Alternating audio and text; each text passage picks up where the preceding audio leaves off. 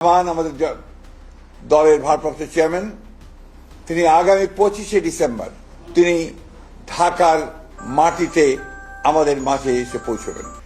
বিএনপির ভারপ্রাপ্ত চেয়ারম্যান তারেক রহমান আগামী 25শে ডিসেম্বর দেশে ফিরছেন। দলটির মহাসচিব মির্জা ফখরুল ইসলাম আলমগীর এই তথ্য নিশ্চিত করেছেন।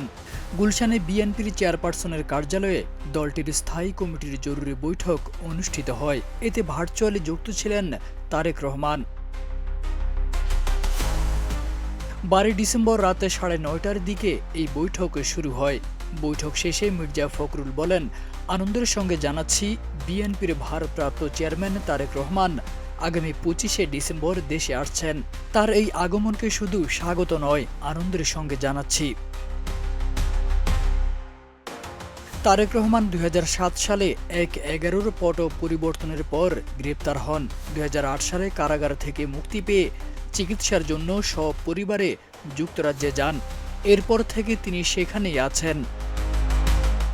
তারেক আজিজ খান, প্রজন্ম 24।